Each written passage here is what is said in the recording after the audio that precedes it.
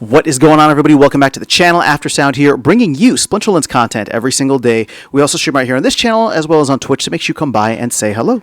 This video is also brought to you by my music, which is available anywhere you stream music under the name Aftersound, and I do have a new song out recently called Just Kids, so check it out. Let me know what you think, and I appreciate the support.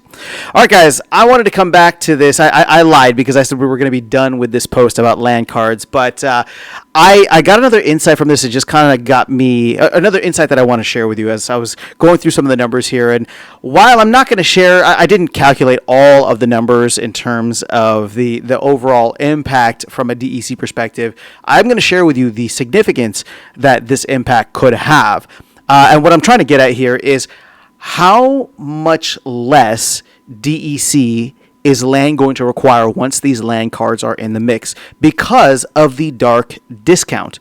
So again, I'm just going to show you here what we're looking at. So for example, you have I believe it's 100,000 BCX that can be minted for the 100,000 BCX for the common card, and you get this dark discount to 50% at level 5, which is 60 BCX, right? So again, I'm just going to do 100,000 divided by 60. I know, I'm sorry, I'm doing this on a separate screen, but that's 1666 to be exact, cards, right, that you could get at level 5 that get this dark discount that reduce the amount of DEC on a plot by 50%. Now, if plots with max cards require 25,000 DEC, or sorry, 50,000 DEC, then we would essentially be reducing it by 1666 times what, 25,000?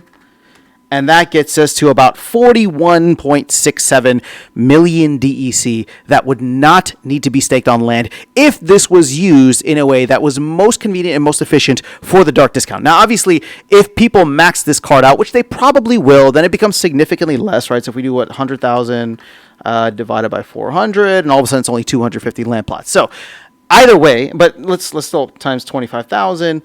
6.25 million DEC. Is that a lot? Actually, that's not really that big, but you get my point, right? There is going to be a significant impact on this because the dark discount is not only on this card, it is on several of the other ones as well. So it's on all of them if you take a look at this. So you get this here on the rare card, for example, and if you max out the rare card, it's a 99% discount, and you get that when you get to level 7. But just so I'll run the numbers with you guys here, kind of live on the spot, since I wasn't planning on doing this, but we'll just say 18,000 copies, right? Divided by 115, just to say, max copies. So that's 156 land plots that would no longer require any DEC. So multiply that by 50,000, right? Or I guess it's like 49,000. It's 99%, so 49.5 thousand. But either way, I'm just going to do 50,000, and that's another 7.8 million DEC. So if we just kind of see the impact from that, and obviously on the Epic one, there's a dark discount here up to 80%, and then if we go here to, so this is a big one, right? If you look at the dark discount on just a level 1 of the legendary card, it's 70% right off the bat just for one BCX. I believe there's 1,000 BCX being printed, so even just getting one of those BCX would be worthwhile from that perspective, because you can reduce your land DEC requirements by essentially 70%, right? I don't know what the number is off the top of my head. I'm not going to embarrass myself trying to do math on the spot because I usually get it wrong. But my point is that there's going to be tens of millions of DEC here. Now, maybe it's not going to be massive amounts, especially if we are efficient in the sense that there is, we're maxing out the cards. But what I was trying to get at earlier is if you look at us being inefficient, and you play to the desire of people who are just they're self-interested. And again, I don't say that as a bad thing. Everybody's self-interested in maximizing their own kind of like businesses and land businesses. What they're going to do if they prioritize the the dark discount, for example, is they will only get the card to whatever they need, right? So for example, let's say I have 10 land plots. Now, could I and should I try to get what I'd love to have, like 10 max copies of this legendary card? That's a lot. That's a lot. It's 110 BCX or 110 CC, which that's going to be a significant amount of money. On the other hand, I could just get 10 of them, right? Each individual, and get 70% of the dark discount ability, or dark discount impact right there.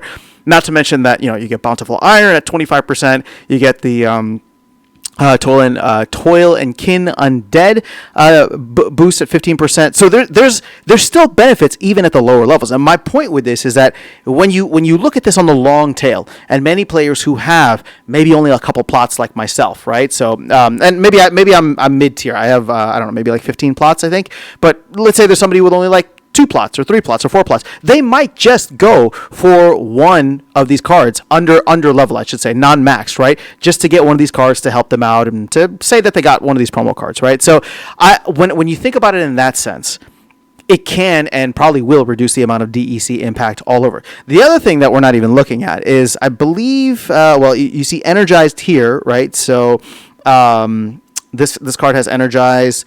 The rare card has energized. Does not look like the epic one does, and it does not look like the legendary one does. Okay, so just the common and rare, which still, again, you look at energized, for example, right? You only need 3 BCX. Level 3s, which is 14 CC of this card. And all of a sudden, you get energized, which means you don't have to buy a power core. That's another 5,000 DEC. You get a 10% reduction in the amount of grain that's being in the amount of grain that's being consumed by your workers.